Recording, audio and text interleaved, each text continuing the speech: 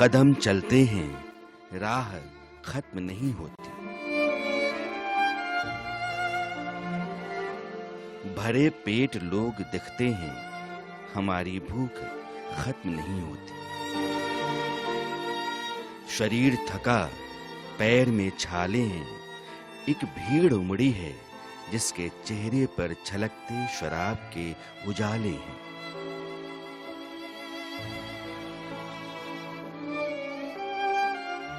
हम सब वैसे तो हिंदुस्तान हैं, लेकिन हम सब के बटे हुए जहान।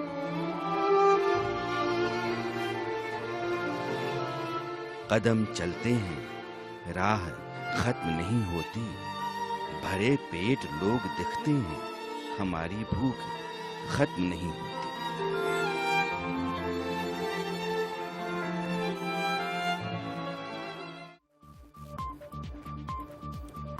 नमस्कार, इंडिया न्यूज में आपका स्वागत है। मैं हूं रोहित सावल और आप देख रहे हैं चलिए वहां खबर जहां। नमस्कार, मैं हूं आपके साथ शुभ्रा सुमन। एक तरफ शराब के लिए मैखानों के बाहर लंबी कतारें, दूसरी तरफ घर जाने के लिए बेबस मजदूरों की लंबी लाइन।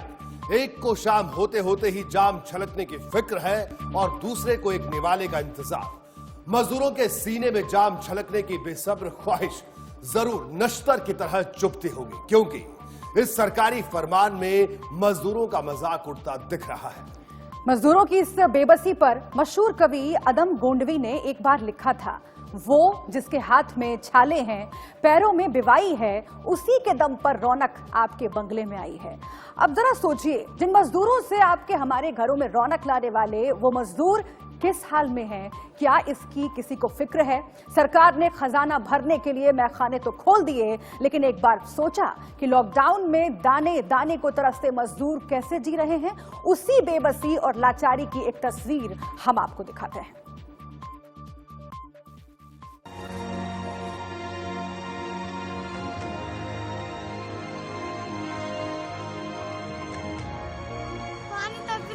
सुबह से भूखे हैं, खाना कुछ नहीं मिल रहा था। रोड पे तो चल के आए, थक गए। कभी पानी भी नहीं, कुछ नहीं मिल रहा था। आसमान से आग बरसाता सूरज और नीचे तपती जमीन। पेड़ की थोड़ी सी छांव मिली तो बैठ गए, लेकिन बात यही खत्म नहीं होती। इनकी असल परेशानी ये है कि अब ये कहां जाएं। साथ में छोटे छोटे बच्चे हैं। ये लोग घर जाने के लिए निकले थे, लेकिन पुलिस ने वापस लौटा दिया। पलायन की तस्वीरें अभी भी तमाम जगहों से सामने आ रही हैं। मैं गाजियाबाद में मौजूद हूं। एक दर्दनाक तस्वीर मेरे सामने है। ठीक इस तरफ मैं रोड पर मौजूद हूं और रोड के किनारे ये करीब 26 लोग हैं जो रोड पर बैठे हुए हैं। ये फर्रुखाबाद जाना चाहते थे और इन्हें दादरी से पुलिस ने वापस लौटा दिया है। देखिए, इनके पास ये सामान भी है और इस सामान को लेकर ये लोग निकले थे। अब इनके पास न तो खाने के लिए रोटी है, न पीने के लिए पानी। पैरों में छाले पड़ चुके हैं। किराए के मकान में जाएंगे तो मकान मालिक भगा देगा और पुलिस आगे जाने नहीं दे रही। इनके साथ छोटे छोटे मासूम बच्चे हैं, वो पैदल चले हैं, भूखे प्यासे हैं। उनके क्या हाल हैं वो आप देख सकते हैं। ये बच्ची देखिए कितनी मासूम है और किस तरह से मायूस है, और इसे पैदल चलना पड़ा उस छोटे से बच्चे को लेकर। इधर देखिए, ये छोटी सी मासूम बच्ची यहाँ आपको नजर आएगी, इस समय रो रही है। दिल्ली से निकलकर 5 मजदूर अपने परिवार के साथ फर्रुखाबाद जा रहे थे। इन्हें शायद जानकारी नहीं थी कि सरकार ने इंतजाम किया है। जब 70 किलोमीटर जा पहुंचे तो दादरी में पुलिस ने रोक दिया। फिर से 70 किलोमीटर वापस आए।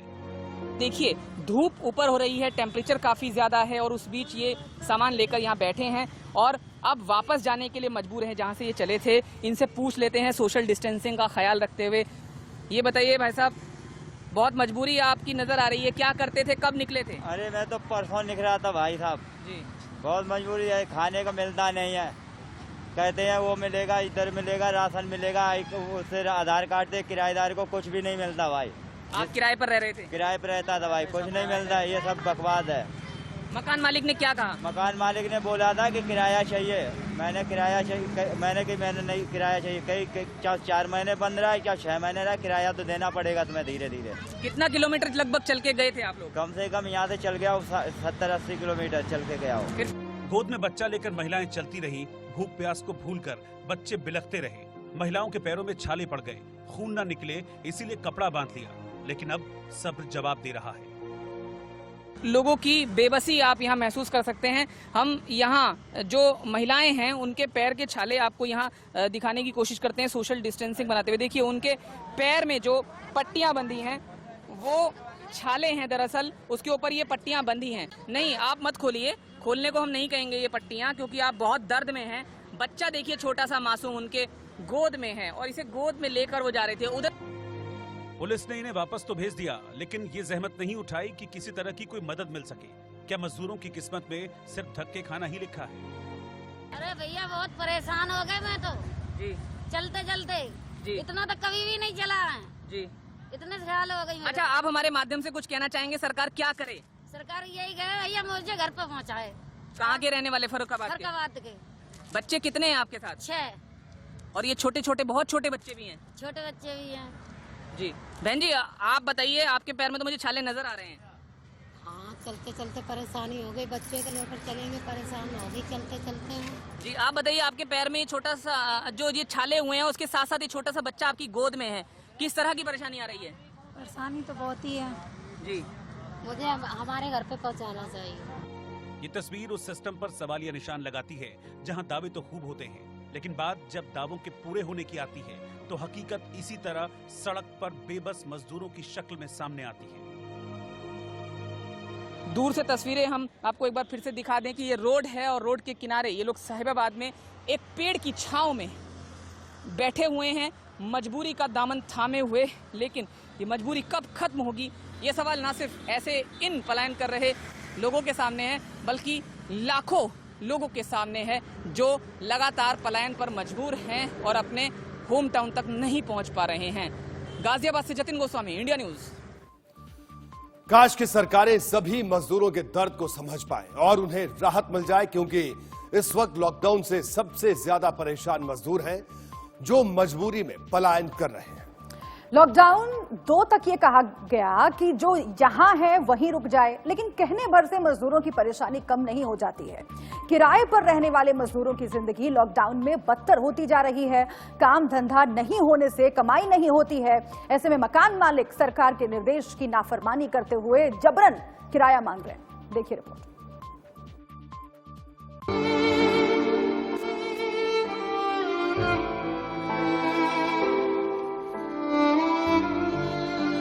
अगर मजदूर गांव नहीं जाते तो मकान मालिक किराया मांगता और इसीलिए वो घर से निकल गए।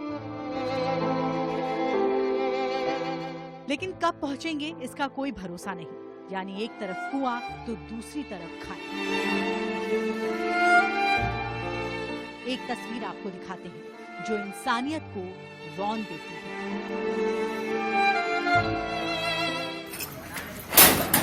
है। गुरु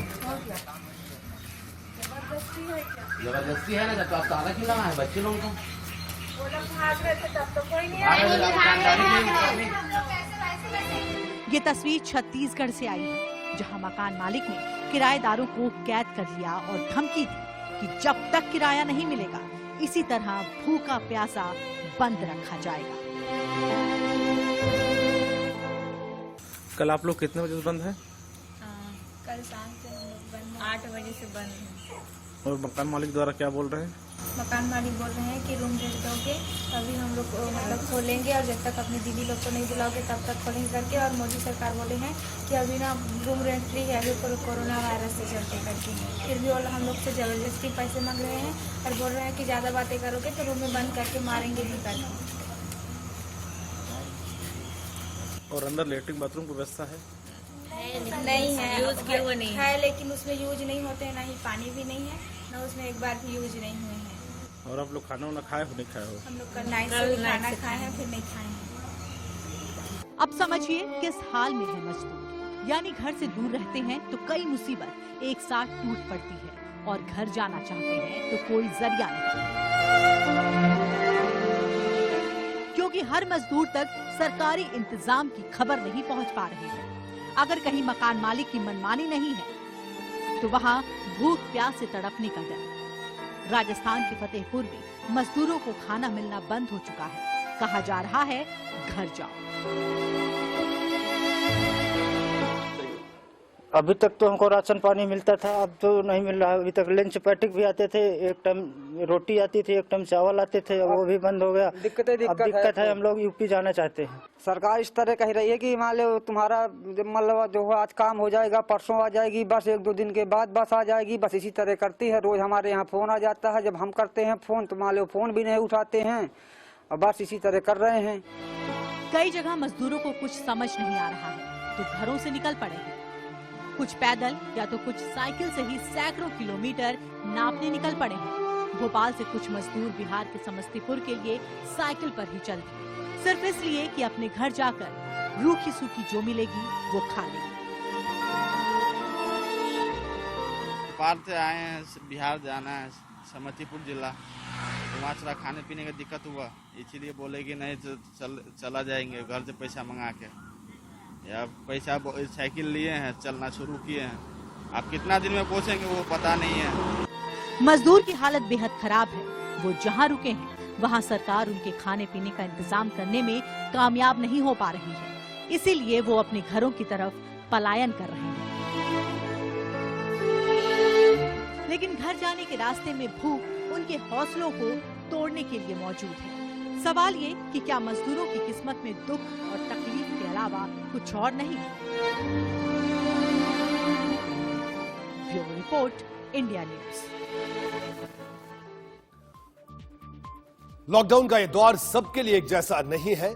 मुसीबत तो सभी के लिए है, लेकिन दिहाड़ी मजदूरी करने वाले अनगिनत परिवार ऐसे भी हैं जिनके लिए 2 जून की रोटी का सवाल खड़ा है। उनके घरों में चूल्हा है लेकिन रोटी नहीं है। बच्चे बिलख रहे हैं, माँ बच्चों को सीने से लगाकर चुप कराने की कोशिश करती है, और जो रास्ते पर हैं वो घर पहुंचने के लिए चले जा रहे हैं। ये किस्मत मजदूरों की है जिनके लिए महाराष्ट्र से लेकर यूपी तक एक जैसे हालात हैं। लखनऊ से आई एक झकझोर देने वाली तस्वीर आपको दिखाते हैं। और जिनके मासूमों के चेहरे लटके हुए हैं। महीने भर पहले ये माँ मजदूरी करके जो कुछ कमा कर लाती थी उससे सभी का पेट भरता था। गरीबी थी तो क्या हुआ, कम से कम चूल्हे पर 2 वक्त का खाना बन जाता था। बच्चे खाली पेट नहीं रहते थे, लेकिन लॉकडाउन में हालत ये है कि बच्चों के भूखे चेहरे देखकर एक माँ भी बेबस है। बड़े बच्चों को आम की चटनी के साथ रोटी बनाकर दे दी, लेकिन इस मासूम के लिए दूध का इंतजाम नहीं हो पा रहा। इसीलिए ये माँ बोतल में पानी भरकर किसी तरह बच्चे को बहलाने का जतन करती है। ये मासूम भी पानी को दूध समझकर चुप हो जाता है। बच्चों को क्या खिलाया? सब्जी, रोटी और चटनी। रोटी चटनी खिला रहे हैं बच्चे। छोटे बच्चे जो हैं उनको क्या खिलाते हैं, कैसे? अपन दूध पिए थे साहब का कर। अभी तो पानी पी रहा है वो। अब वो जब हमारे लगे नहीं तो पानी पी करे। घर पे दूध नहीं है उधर वो करे क्या गारे जा रहे हैं। बच्चों को पानी पिला के आप जिला रही हैं। हाँ करे साहब। फिर मजदूरी करके खाने कमाने वाले माता पिता के भरोसे कई पेट हैं, लेकिन मजबूरी ऐसी है कि दोनों घर में बैठे हैं। शुरू में गांव के प्रधान से इस परिवार को गेहूं तो मिल गया, लेकिन बाद में मदद का सिलसिला रुक गया। तो काम भी नहीं है, तो इस समय कैसे गुजर बसर चलता है? प्रधान चाचा के यहाँ 20 किलो गेहूँ लाना है, खावा जाती रहे। कहाँ से साहब को करवैया है हमारे। लखनऊ के गांव में रहने वाली इस मां तक सरकारी मदद नहीं पहुंची। 500 रुपए मिले थे, लेकिन वो भला कितने दिन चलते। तो अभी आगे के लिए क्या सोचा है, क्योंकि अभी तो 17 तक लॉकडाउन है, तो 17 तक कैसे आप अपना घर चलाओगे? अब साहब जैसे चले तैसे चले, गाँव तो लावा जाएगा। इस परिवार को फाका नहीं देखना पड़ता है, लेकिन इनके लिए यकीनन संकट बड़ा है। देश भर में मजदूर फंसे हुए हैं। लॉकडाउन 3 में थोड़ी रियायत मिली है, इसलिए मजदूर अपने घर पहुंचना चाहते हैं। लोग मजदूरी करने के लिए पहुंचते हैं, अब वो अपने घर जाना चाहते हैं, लेकिन पुलिस चंडीगढ़ की सीमा से वापस भेज रही है। ऐसे में मजदूर मायूस हैं। चंडीगढ़ से हिमाचल की तरफ भी जाता है और बद्दी की ओर भी जाता है। बद्दी हिमाचल का सबसे बड़ा इंडस्ट्रियल हब है। ऐसे में सबसे ज्यादा प्रवासी मजदूर जो कि लॉकडाउन में फंसे वो वहीं से थे। ऐसे में जिस जगह पर मैं मौजूद हूँ, यहाँ पर तकरीबन यहाँ से बद्दी की जो डिस्टेंस है वो 27 किलोमीटर है। एक मैराथन अगर आप दौड़ते हैं, लॉन्ग मैराथन, तो उसके बराबर वो हो जाती है। ऐसे में मजदूर जो हैं, आप देख सकते हैं तस्वीरें, ये कुछ युवक हैं जो कि अपने घर उत्तर प्रदेश के लिए निकले थे, लेकिन पुलिस ने इन्हें वापस भेजा है कि अपने क्वार्टर में जाके रहिए। ये देखिए, ये 2 और लोग जो हैं ये भी आते हुए। मजबूरी ये बन गई है कि खाने को दाना नहीं है, और ऐसे में अब घर ही जो है वो सबसे बड़ा सेफ जगह लग रही थी, इसलिए पैदल ही झोला उठाया और चल दिए कि घर पहुंचना है भी किसी तरह से। क्या नाम है भैया आपका?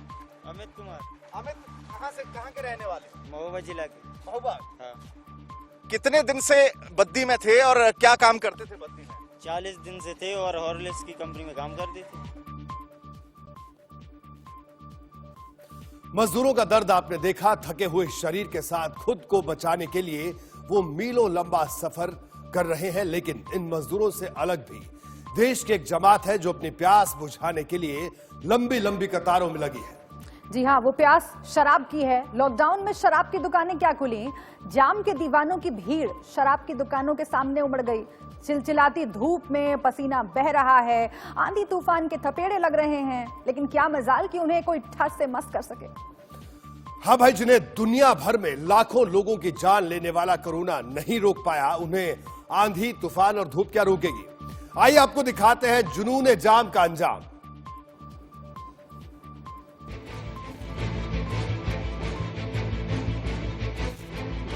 मजा आ गया। 70% टैक्स बढ़ने का किसी को कोई गम नहीं है। एक देश के लिए हमारी तरफ से एक डोनेशन है, एक दान है।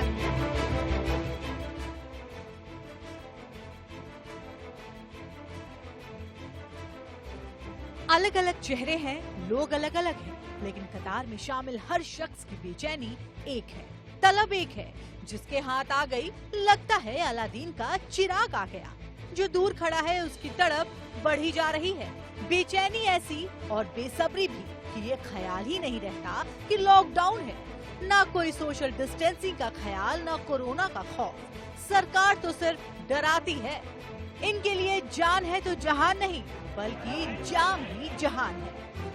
चैन मिलता है तो साथी तेरे मैखाने में, झूम बराबर झूम शराबी, झूम बराबर झूम, झूम बराबर झूम शराबी, झूम बराबर झूम। खाली जगह है, मस्ती फगा है, जाम उठा कर घूम घूम घूम, झूम बराबर झूम शराबी, झूम बराबर झूम।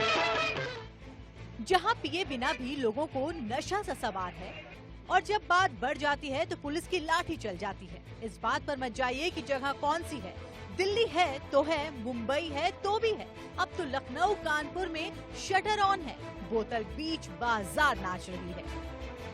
लोग कहते हैं मैं शराबी हूँ, नशा शराब में होता तो नाचती बोतल।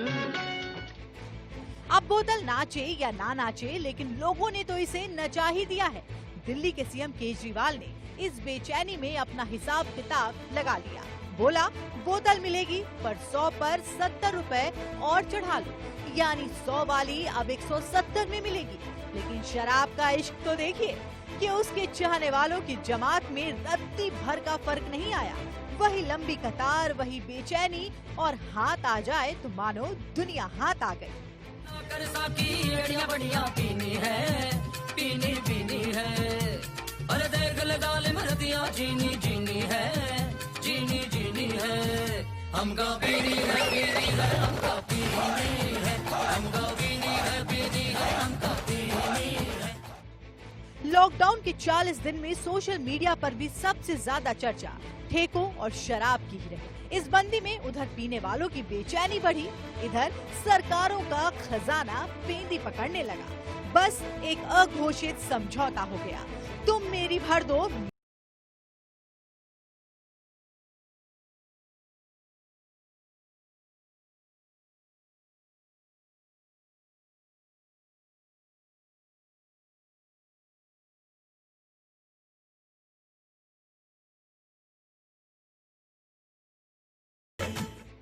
इस समझौते का कुछ हिसाब किताब भी आपको समझ में आना चाहिए।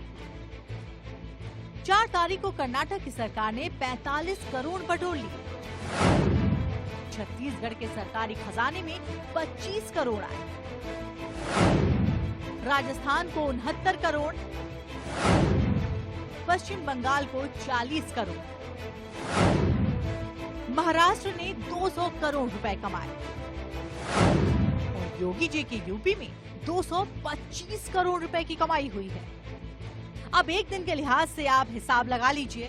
उधर से केजरीवाल की तरह आंध्र प्रदेश की सरकार ने 75% कोरोना से ठोक दिया है। लेकिन क्या मजाल, जो काउंटर पर पहुंचा है वो सवाल करे, भाई 10 का 17 क्यों दे रहा है? वो तो 10 का 20 देकर चल दे रहा है। उसे पैसे की फिक्र नहीं, उसे तो खुशी है कि जैसे भी हो जाम तो हाथ लग गया। जाम तो मिलने लगा, लेकिन कहीं ये जाम जिंदगी को जहन्नुम ना बना दे। नाचती हुई ये बोतल बर्बादी की बोतल ना बन जाए। शराब बोतल से निकली तो साइड इफेक्ट भी नजर आने लगे। इटावा में इस शख्स ने शराब के चक्कर में अपने घर का अनाज ही बेच डाला। पत्नी ने विरोध किया तो उसके साथ मारपीट करने लगा। वीडियो वायरल हुआ तो शराब के इस दीवाने को पुलिस ने अपना मेहमान बना लिया।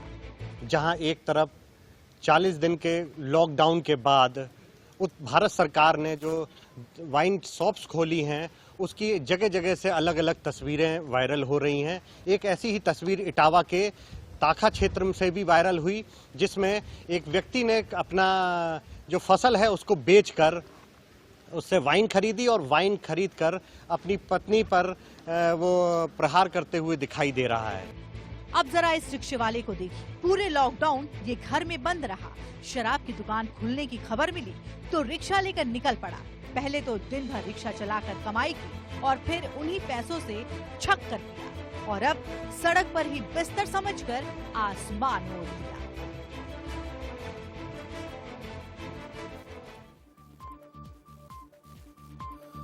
हद तो तब हो गई जब भारी बारिश और आसमान से गिरते ओले ने भी शराब खरीदने वालों की हिम्मत को नहीं तोड़ा और वो छाता लिए पहुंच गए ठेके के बाहर। और इस मौसम में भी बाकायदा सोशल डिस्टेंसिंग का पालन भी किया। आप इन तस्वीरों में देखिए। बिल्कुल एक तस्वीर वायरल हो रही है, नैनीताल का इसे बताया जा रहा है। इसको देखकर हंसी भी आती है, चिंता भी होती है।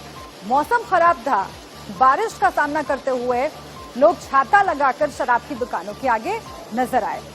यानी कि चुनौती चाहे जितनी भी बड़ी हो, लेकिन शराब चाहिए वो नहीं छोड़ी जाती।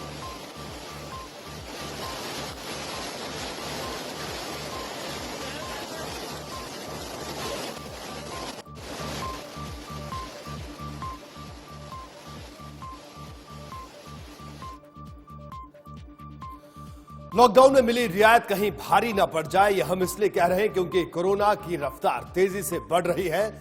देश में जारी लॉकडाउन के 42वें दिन कोरोना वायरस से फैली महामारी के ताजा आंकड़ों ने सबको दहशत में डाल दिया है। स्वास्थ्य मंत्रालय के ताजा आंकड़ों के मुताबिक पिछले 24 घंटे में देश में कोरोना के मामलों और मौत के आंकड़ों में सबसे बड़ी छलांग लगाई है। पिछले 24 घंटों में कोरोना वायरस संक्रमण 3,900 नए केस सामने आए हैं, जबकि 195 लोगों ने दम तोड़ दिया है। बिल्कुल नए मामले में तेजी से बढ़ोतरी हो रही है और देश में अब तक कोरोना मरीजों की संख्या 46,000 को पार कर गई है, जबकि अब तक 1,568 लोगों की मौत हो चुकी है इस बीमारी से। देश में कोरोना वायरस से ठीक होने वालों की तादाद भी जान लीजिए, 12,726 लोग अब तक ठीक हो चुके हैं और अब रिकवरी रेट 27.41% हो गया है। अब ऐसे में सवाल ये उठ रहा है कि लोगों की जो भीड़ शराब के लिए सड़कों पर उतरी है, वो शराब की बोतलों के साथ कोरोना भी तो साथ नहीं ले जा रही। कहीं शराब की दुकानों के बाहर उमड़ा ये जनसैलाब कोरोना की महामारी को आउट ऑफ कंट्रोल न कर दे। यहां एक बात आपको बता दें कि गृह मंत्रालय की नई गाइडलाइन के मुताबिक एक वक्त में एक दुकान पर 5 से ज्यादा लोग मौजूद नहीं हो सकते और उन लोगों को भी सोशल डिस्टेंसिंग का पालन करना जरूरी है। इसीलिए अगर आप सामान या शराब लेने बाहर जाएं आप, तो इस नई गाइडलाइन को जरूर जहन में रखें। जी हाँ, पिछले कुछ दिनों में कोरोना के केस जिस रफ्तार से बढ़े हैं उसने देश भर में चिंता पैदा कर दी है। आइए आपको मई महीने में आए मामलों के बारे में बता देते हैं। जी हम आपको बता रहे हैं कि देखिए 5 मई की अगर बात करें 3,900 जो कुल आंकड़ा है वो ये पहुंच गया है। इसके अलावा 4 मई की बात करें तो 2,900 मामले थे 4 मई तक। अगर बात करें हम 3 मई की बात करें तो 2,717, 2 मई को 2,567, इसके अलावा 1 मई को 2,396, यानी कुल जो केस हैं 14,480। तो किस तरीके से ये रफ्तार बढ़ रही है लगातार मामलों की, ये देखने वाली बात है। और जब बीच बीच में इस तरह की कतारें जो आपने सड़कों पर देखी शराब खरीदने के नाम पर, जब वो बढ़ जाती है, जब लापरवाही बढ़ती जाती है, सोशल डिस्टेंसिंग का ख्याल नहीं रखा जाता है, तब ये तादाद और बढ़ जाती है। इसीलिए हम जो मई के 5 दिन हैं उनका हाल आपको बता रहे हैं। या रुकेंगे एक छोटे से ब्रेक के लिए। ब्रेक के बाद जल्द हाजिर होंगे और आप ब्रेक के बाद आपको बताएंगे कि पाकिस्तान का एक जिंदा आतंकवादी क्या क्या राज खोलेगा। पूरी दुनिया कोरोना से जंग लड़ रही है, लेकिन इस मुश्किल दौर में भी पाकिस्तान अपनी करतूतों से बाज नहीं आ रहा। वो अपने मुल्क के लोगों को कोरोना से बचाने की बजाय भारत में आतंकी घुसपैठ कराने में जुटा है। लेकिन भारतीय सेना के शौर्य और पराक्रम के आगे पाकिस्तान की हर चाल नाकाम है। तभी तो जितने भी मंसूबे पाकिस्तान पाल रहा है उसमें उसे मुंह की खानी पड़ रही है। कश्मीर में पिछले 48 घंटे से एक सर्च ऑपरेशन जारी है, जिसमें सेना के हाथ पाकिस्तान के खिलाफ एक बड़ा सबूत लगा है। आखिर क्या है वो सबूत, आपको दिखाते हैं इस रिपोर्ट में।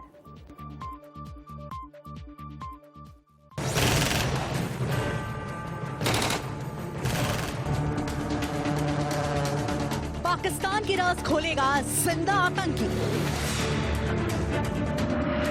पाकिस्तान के सीक्रेट का होगा खुलासा। पाक की नापाक चाल का सबसे बड़ा सबूत।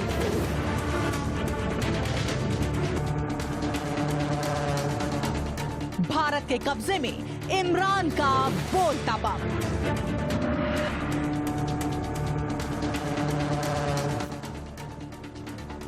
पाकिस्तान का ये वो बम है जो फटने से पहले ही पकड़ा गया। अब यही जिंदा बम बोलेगा, पाकिस्तान के हर राज खोलेगा। ये वो आतंकी है जिसे भारतीय सेना ने जम्मू के डोडा से पकड़ा है। नाम है तनवीर अहमद मलिक। ये पिछले कुछ समय से आतंकी संगठन हिजबुल मुजाहिदीन के लिए सक्रिय था। अब यही आतंकी दुनिया के सामने कोरोना काल के बीच पाकिस्तान के घिनौने मंसूबों के सीक्रेट प्लान का खुलासा करेगा। सुरक्षा बलों ने आतंकी तनवीर अहमद को एक सर्च ऑपरेशन के दौरान पकड़ा है। तनवीर अहमद लगभग 8 महीने पहले हिजबुल मुजाहिदीन में शामिल हुआ था। तनवीर अहमद के कब्जे से एक पिस्टल भी बरामद हुआ है। सुरक्षा बलों का मानना है कि तनवीर अहमद के पकड़े जाने के बाद ये कई बड़े खुलासे कर सकता है। कोरोना संकट के बीच भी पाकिस्तान अपनी नापाक करतूतों से बाज नहीं आ रहा है। उसके आतंकवादी लगातार सीमा पर घुसपैठ करने की कोशिश में लगे हुए हैं। पाकिस्तान की तरफ से पिछले 48 घंटे में 3 आतंकी हमले हुए हैं, जिसमें भारत ने अपने 1-2 नहीं बल्कि 8 वीर सपूतों को खो दिया। लेकिन अब बहुत हुआ पाकिस्तान, अब चुप नहीं बैठेगा हिंदुस्तान, क्योंकि अब गिरफ्तार हुआ तुम्हारा ही मोहरा, खोलेगा तुम्हारे हर एक राज। और अब पाकिस्तान की हर साजिश बेनकाब होगी, पाकिस्तान का जिंदा सबूत। ये 3 तस्वीरें पाकिस्तान की कायराना करतूत की गवाह हैं। 48 घंटे में पाकिस्तान के आतंकियों ने 3 हमले किए, लेकिन भारत के वीर सिपाहियों ने अपनी जान की बाजी लगाकर उनके इरादों को नाकाम कर दिया। एलओसी के ऊपर इनको सबक सिखाने के लिए एक लिमिटेड वॉर, लेकिन लंबे समय के लिए कर दे, जिसकी सेना को बॉर्डर पे आना पड़ेगा। उधर कोरोना मारेगा, इधर सेना मारेगी। साथ ही साथ हिंदुस्तान को अपनी कम्युनिकेशन सैटेलाइट्स, इंटेलिजेंस सैटेलाइट्स का मदद लेते हुए, अपनी लेटेस्ट टेक्नोलॉजी का मदद लेते हुए, प्रिसाइज एम्युनिशंस, मिसाइल्स, ड्रोन्स, इसके माध्यम से जितने भी लॉन्च पैड और जितने भी कैंप है, इन सब को तबाह कर देना चाहिए। जम्मू कश्मीर में 1 अप्रैल से अब तक 30 आतंकी मारे गए हैं। 2 घटनाओं में हमने 10 सैनिकों को खोया है।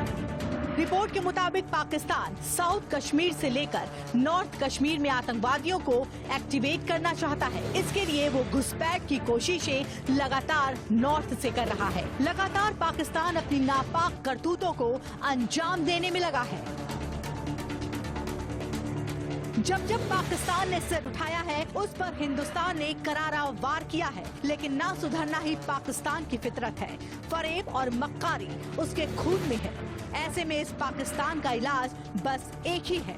पाकिस्तान के इस वायरस की वैक्सीन एक ही है, और वो है आतंक के इस वायरस का सर्वनाश।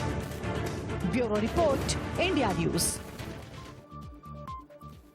और अब आईएसआई की बड़ी साजिश से जुड़ी खबर आपको बताते हैं। आईएसआई ने घुसपैठ के साथ ही बड़े आत्मघाती हमले की साजिश रची है। खुफिया सूत्रों के हवाले से जो खबर मिल रही है, आइए उसे ग्राफिक के जरिए आपको समझाते हैं कि आखिरकार आईएसआई की यह साजिश क्या है। जी हम आपको बता दें, आईएसआई के आत्मघाती हमले की साजिश उत्तर कश्मीर को दहलाने की फिराक में है। पाकिस्तानी एजेंसी आईएसआई और आईएसआई ने द रिस्पॉन्स फोर्स जैश और हिजबुल के आतंकियों को सौंपा है ये टारगेट। आप सोचिए कितना खतरनाक ये टारगेट है। सेना और अर्धसैनिक बलों की टुकड़ियों पर हमला हो सकता है और वो भी आत्मघाती हमला। जी हां, पाकिस्तान सीमा के लॉन्चिंग पैड पर करीब 100 से 150 आतंकी घुसपैठ के लिए इस वक्त तैयार हैं। बालाकोट के पास नीलम और लिपा वैली के कुछ लॉन्च पैड फिर एक्टिव हुए हैं, जो कि बड़ी हैरान करने वाली बात है। और नालों के रास्ते आतंकी बड़ी घुसपैठ की तैयारी में जुटे हैं। ये तमाम बातें खुफिया सूत्रों के हवाले से हम आपको बता रहे हैं। राजौरी और कुपवाड़ा से सटे पीओके से घुसपैठ की कोशिश हो सकती है। कश्मीर के कुपवाड़ा को लश्कर और जैश ने अपना नया बेस बना लिया है। कश्मीर घाटी में करीब 100 विदेशी आतंकी मौजूद हैं। खुफिया सूत्र ये भी बता रहे हैं कि घाटी में मौजूद विदेशी आतंकियों को बड़े हमले करने के निर्देश मिले हैं। तो हमने ये आपको बताया कि आईएसआई का आत्मघाती हमले की क्या ये पूरी साजिश है और किस तरह की सोच आईएसआई रख रही है इन आत्मघाती हमलों को अंजाम देने के लिए। इस साल की शुरुआत से ही पाकिस्तान अपनी नापाक हरकतों से बार बार दुनिया भर को बता दिया है कि उसकी हरकतें कितनी जाहिलाना है। बिल्कुल, लेकिन हिंदुस्तान में चुप रहने वाला नहीं है। उसने भी भारत के दुश्मनों को नाको चने चबाने पर मजबूर कर दिया। आपको ग्राफिक्स के जरिए हम बताते हैं कि साल 2020 की शुरुआत से लेकर अब तक भारत ने कितने आतंकवादियों पर निशाना साधा है, उनका सफाया किया है। जी हां, श्रीनगर में आतंकवादियों ने 5 फरवरी को जब हमला किया तो भारतीय सेना ने 3 आतंकवादियों को ढेर कर दिया। इसके बाद अनंतनाग में 15 मार्च को मुठभेड़ के दौरान भारतीय शूरवीरों ने 4 आतंकियों को मार गिराया था। 5 आतंकियों को कुपवाड़ा में भारतीय सेना के हाथों मौत मिली थी। इसके बाद आप देखिए, शोपिया में 4 आतंकी 22 अप्रैल को मारे गए थे। ये एक एक करके हम तारीख दर तारीख बता रहे हैं कि किस तरीके से आतंकवादियों का सफाया करती गई भारतीय सेना। 22 अप्रैल को शोपिया में, जी हां, ये ऑपरेशन हुआ था। 4 आतंकी ढेर कर दिए गए थे। इसके बाद अगली तारीख पर आइए, 26 अप्रैल को कुलगाम में ये ऑपरेशन हुआ था। 3 आतंकवादियों को हमारी सेना ने उस वक्त मार गिराया था। आतंकवादियों का सफाया एक के बाद एक करती गई हमारी सेना। 27 अप्रैल को देख लीजिए, कुलगाम में वहां पर 4 आतंकियों को ढेर किया गया था भारतीय सेना की तरफ से और ये ऑपरेशन लगातार चल रहा है। आप समझिए, 1 मई को पुलवामा में 2 आतंकवादियों को भारतीय सेना ने ढेर कर दिया था। लगातार वहां पर आतंकियों को ढूंढ ढूंढ कर मारा जा रहा है भारतीय सेना की ओर से। 3 मई को हंदवाड़ा, आपको मालूम है, 2 आतंकवादी वहां पर ढेर कर दिए गए। यानी कि शहादत लगातार हो रही है, लेकिन इस शहादत के बीच आतंकवाद जो लगातार पैर पसारता रहा कश्मीर में, उससे एक बड़ा नुकसान पहुंचाया है भारतीय सेना ने। जी हां, पाकिस्तान को एक बार फिर से सबक सिखाने का वक्त आ चुका है। पाकिस्तान ने जब जब अपनी नापाक चाल चली है, हिंदुस्तान के शूरवीरों ने अपनी जान की बाजी लगाकर उसकी हर चाल को नाकाम कर दिया है। हंदवाड़ा में शहीद हुए कर्नल आशुतोष शर्मा और उनके साथियों की शहादत का बदला हिंदुस्तान मांगता है। इंडिया न्यूज पर हमारे सहयोगी मनीष अवस्थी ने शहीद आशुतोष शर्मा की पत्नी से बात की। आइए आपको सुनवाते हैं वो इंटरव्यू, जिसे सुनकर आपके रोंगटे खड़े हो जाएंगे। इंडिया न्यूज में बहुत बहुत स्वागत है। और इस समय सारा देश आशुतोष शर्मा के बलिदान को याद रखेगा और पाकिस्तान से बदला लेगा। इस दुख में सारा देश आपके साथ है। हमारे जितने जवान शहीद हुए हैं, उनके साथ देश एकजुटता के साथ खड़ा है। हम ये चाहेंगे कि इस वक्त आप आशुतोष शर्मा से आपकी कब आखिरी बात हुई थी? आपने कर्नल आशुतोष से क्या बात हुई थी? क्या उन्होंने आपको बताया था कि वो एक बड़े ऑपरेशन के लिए जा रहे हैं?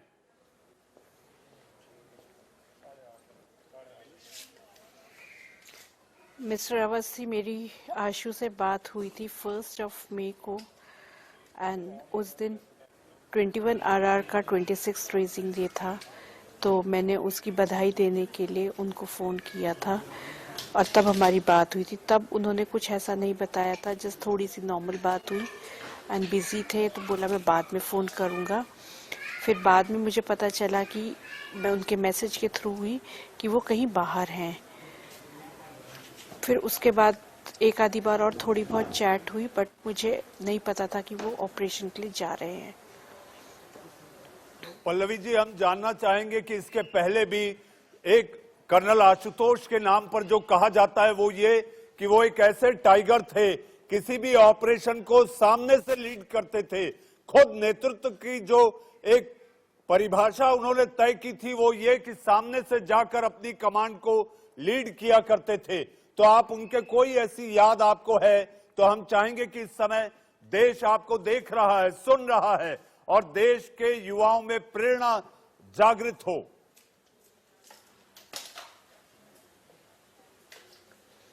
हाँ जी, बिल्कुल मिस्टर अवस्थी, उनका हर एक ऑपरेशन उसमें हमेशा वो उन्होंने आगे से लीड किया है, अपने जवानों को पीछे रखते हुए, उनकी सुरक्षा का ध्यान रखते हुए। He had led his men from front. हमेशा एक जज्बा रहता था कि मेरे जवान की सेफ्टी मेरे लिए सबसे ज़्यादा ज़रूरी है। अपने बारे में, अपनी सुरक्षा के बारे में तो कहते थे 1200 लोग हैं मेरे बारे में सोचने के लिए, मुझे अपने बारे में खुद सोचने की कोई ज़रूरत ही नहीं है। पल्लवी जी, एक जानकारी ये भी आ रही है कि उन्होंने जो फोन किया था वो फोन किसी और ने उठा लिया था, ऐसी कोई बात सामने आई है? मुझे इस बारे में कुछ आइडिया नहीं है मिस्टर अवस्थी। मुझे बस इतना पता है कि मैंने उन्हें व्हाट्सएप मैसेज किया था, जो डिलीवर हुआ वो पढ़ा नहीं था उन्होंने, और उसके अलावा मुझे कुछ नहीं पता। पल्लवी जी, हम आपसे जानना चाहेंगे, अगर वो मैसेज पर्सनल ना हो तो हम ये जानना चाहेंगे कि आपका आखिरी वो टेक्स्ट मैसेज क्या था जो आपने शहीद कर्नल आशुतोष को किया था?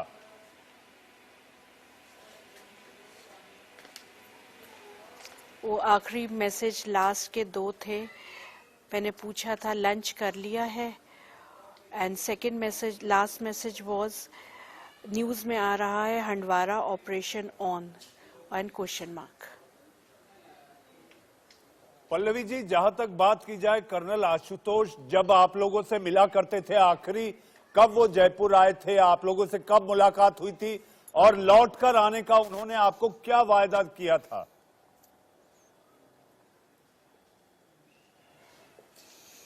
लास्ट बार वो जयपुर आए थे जब वो अपने परिवार सब लोगों सबसे मिले थे। दैट वाज छोटी होली वाले दिन आए थे, 2019, 10 दिन की छुट्टी।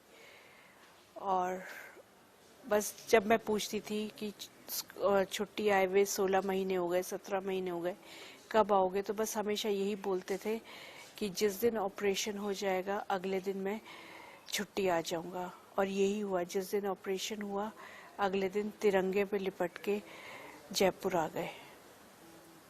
पल्लवी जी, आपकी 11 साल की बेटी है, 11 साल की बेटी के मन में जो यादें, वो आपसे जो बात करती है, कर्नल आशुतोष ने उनसे क्या बातें की थी आपकी बिटिया से?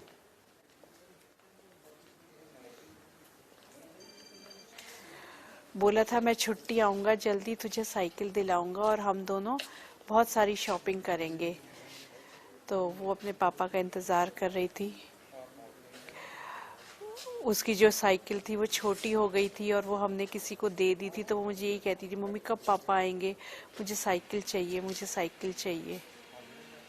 तो कोई नहीं, अब मैं उसको वो साइकिल दिलाऊंगी, उसकी पापा की चॉइस की।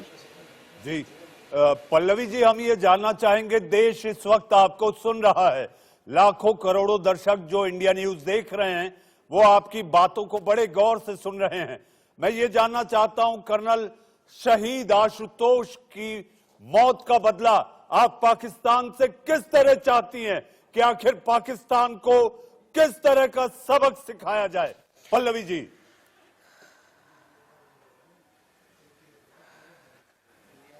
Mister Awasthi, I am sure जो गवर्नमेंट ने पास्ट में किया है वो बहुत ही एक सराहनीय कार्य था। जो हमारे पुलवामा अटैक के बाद, हमारे सर्जिकल स्ट्राइक पे जो हुआ, उरी के बाद हुआ है, गवर्नमेंट ने बहुत सोच समझ के बहुत अच्छे से वो स्टेप उठाया है। आई एम श्योर आगे भी हमारी सरकार हमको निराश नहीं करेगी। यस डेफिनेटली कुछ और स्टेप्स उन चीज़ों के साथ में इंक्लूड हो जो ज़्यादा स्ट्रिक्ट हो, जो ज़्यादा हार्ड हो, एंड जिससे कि हम पाकिस्तान को उसके भीतर घुस के उसको अच्छे से मार कर आए। पल्लवी जी, आपने जो बात कही है इसको लेकर सरकार भी कह चुकी है कि ये बदला, ये बलिदान खाली नहीं जाएगा और सरकार हिंदुस्तान बदला लेगा। और पल्लवी जी, हम जानना चाहेंगे कि कर्नल आशुतोष जब ऑपरेशन कर लौटते थे तो आपको वो किस तरह से अपनी बातें साझा किया करते थे? कोई एक ऐसा याद जो आपके मन में हमेशा याद रहेगी कि एक बड़ा ऑपरेशन उन्होंने किया था और लौटकर आपसे उन्होंने जो बात की थी वो क्या बात थी?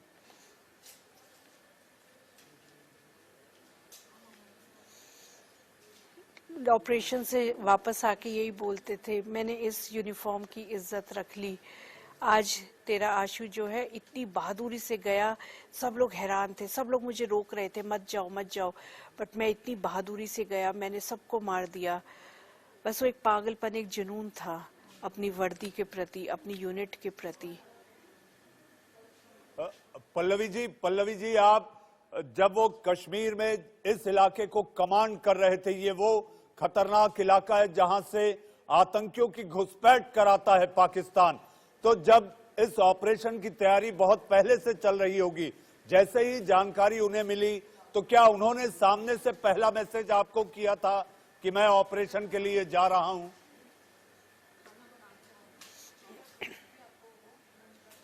मिस्टर अवस्थी, जैसे मैंने आपको बताया, मुझे पता ही नहीं था कि वो ऑपरेशन में गए हुए हैं।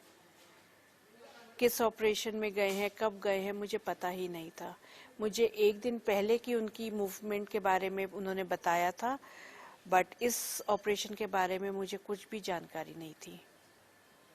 पल्लवी जी, लेकिन जब आपका संपर्क नहीं हो पा रहा था और वो मैसेज जो आपने भेजा था वो अनरेड था, तब आपके अंदर की भावनाएं क्या कहने लग गई थी? इनिशियली तो मुझे लगा बिजी हैं, और हमेशा ये होता है कि बिजी होते हैं तो अपने टाइम के हिसाब से पढ़ते हैं, और मुझे ये था कि वो अपने ऑफिस से बाहर हैं तो कहीं पर बिजी हैं। पर और जो न्यूज़ थी, टीवी न्यूज़, उसमें कुछ ऐसे खबर नहीं आ रही थी, तो मुझे कुछ आइडिया नहीं लगा। बट फिर जब ट्विटर वगैरह से मुझे कहीं कहीं से पता चलने लगा, तब 12 बजे के बाद मुझे लगा कि I tried to contact some people and मुझे पता चला कि things are not in our favour. Pallavi ji, आपको इसकी पहली जानकारी कब मिली कि आज कर्नल आशुतोष शहीद हो गए?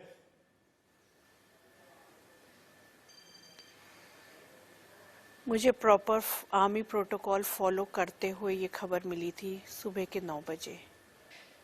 जी पल्लवी जी, जहां तक बात की जाए, सरकारें अलग अलग बात कर रही हैं। यूपी सरकार ने सामने से आकर बात की है कि कर्नल आशुतोष के नाम पर एक द्वार बनाया जाएगा प्रयागराज में। राजस्थान सरकार अलग बातें कर रही है। इस समय आपका केवल लक्ष्य यही है कि पाकिस्तान को सबक सिखाया जाए।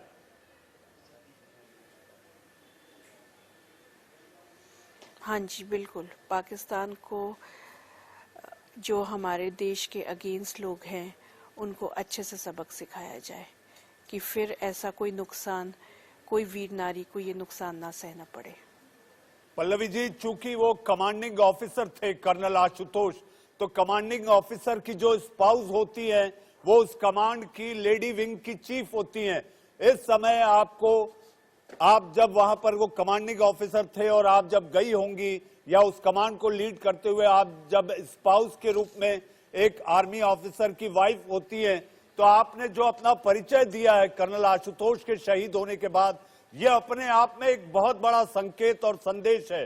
तो आप क्या कहना चाहेंगी? आपके अंदर की भावनाओं को सब समझ सकते हैं। आपने अपना जीवन साथी खोया है, लेकिन आपने अपना संबल नहीं खोया।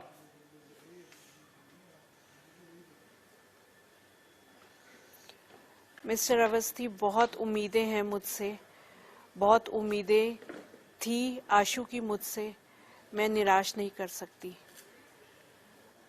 उन्होंने जो बहादुरी दिखाई है, जो करेज दिखाया है, जो उन्होंने डिसीजन लिया है, मैं उसकी नाक ऊंची रखना चाहती हूँ, शायद अपने चेहरे पे स्माइल रखकर।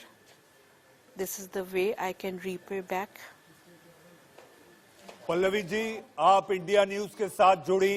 कर्नल आशुतोष समेत 4 और जवान जो शहीद हुए, उनके लिए हम इतना ही कहना चाहेंगे, go home and tell them of us for your tomorrow we have sacrificed our today.